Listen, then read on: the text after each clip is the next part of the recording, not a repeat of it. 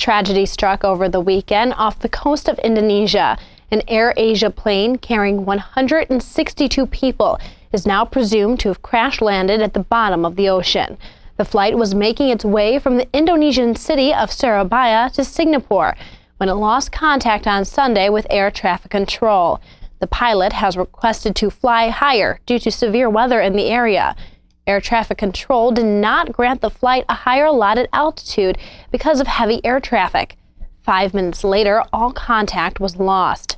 A statement from Indonesia's top rescue official said that based on radar data, the plane is likely at the bottom of the sea. Over 100 friends and relatives of the passengers have gathered at a crisis center in an Indonesian airport. Malaysian Air Asia Chief Tony Fernandez recently said on his Twitter, "My heart bleeds for all the relatives of my crew and our passengers. Nothing is more important to us."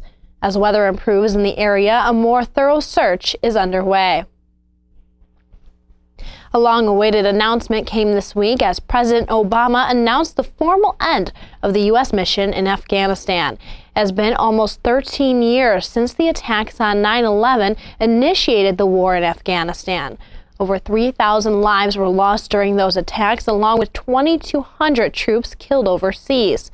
President Obama made a statement regarding the war effort this week, saying, "We are safer and our nation is more secure because of their service."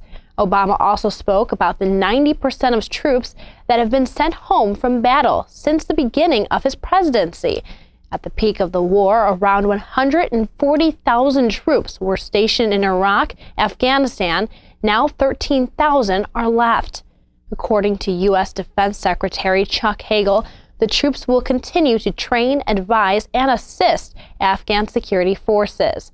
Since 2001, over $1 trillion has been spent to fight the war in Afghanistan. Fearing for their lives, as many as 478 people awaited rescue this week, and 5 have been declared dead after a ferry caught fire. The ferry was traveling from Greece to Italy when a sudden fire erupted on the car deck. A rescue mission by the Italian Navy proved difficult due to the extreme weather conditions. Thick smoke and heavy winds caused frustration for rescue helicopter crew. Many of those saved were taken to nearby ships, and others were flown directly to the hospital. As the smoke rose throughout the ship, passengers stood in freezing conditions on the deck, waiting for help. An investigation regarding the fire is currently underway. Russia seems to be showing signs of a recession, according to economic analysts. The ruble fell to nearly half of the dollar's value this year. Harsh economic sanctions by the European Union and the U.S. has caused a rough decline for Russia's gross domestic product output. Russian authorities say a 0.8% decline is expected for GDP next year. And due to oil prices and Western sanctions, the economy is slipping. Russia has blocked Western food due to the current sanctions and continues to say mining and retail trade show growth. After a long-awaited call for a peace deal with Israel, Palestinians plan to submit their final statehood resolution draft to the United Nations this week. The Palestine Liberation Organization say that the plan calls for 2 sovereign, democratic, and secure states, Palestine and Israel. Israel is upset with the Palestinians' decision, saying that it will only cause more problems between them. Israel says that although they are against third-party timelines, they are open for negotiations.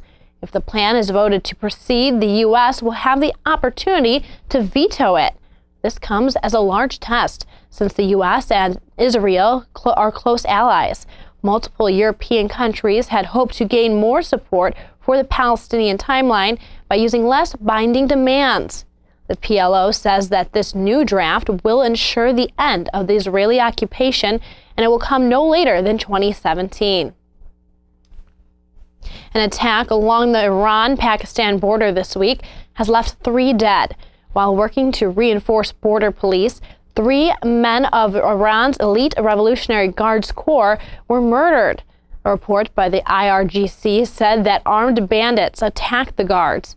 Unrest in the area between Sunni Muslims and Iran's Sunni Muslim Authority has sparked previous tensions in the past. The area is common for attacks against police and border patrolmen, many caused by drug and armed traffickers. The report did not list the armed group's identity, and an investigation is still underway. After dealing with disruption issues since June, Google Inc.'s Gmail was completely blocked this weekend in China. A spokesman for the company says that after double-checking, there's nothing wrong on their end. A spokesperson for the Chinese Foreign Ministry claims that they have no information regarding the block. China is home to the so-called Great Firewall of China. The country hosts the most sophisticated censorship mechanism for the internet. Companies and people in China that need to work around the firewall use a virtual private network, a way to allow access past China's internet regulation. Problems with the email service began back in June, but up until last week, users were still able to access their email. In other news, the ceremonial royal guards have been moved. The guards have been moved to the inside of the palace fence, along with armed police as security measure. Britain is facing their highest terror threat in history due to fear of militant Islamists. Britain authorities have foiled up to 5 terror plots in the last 4 months, according to the country's top policemen. Even though the ceremonial royal guards carry rifles with bayonets, they are not loaded. Representatives from Buckingham Palace and the police fear that the guards were prime targets for an attack, causing the decision for the move.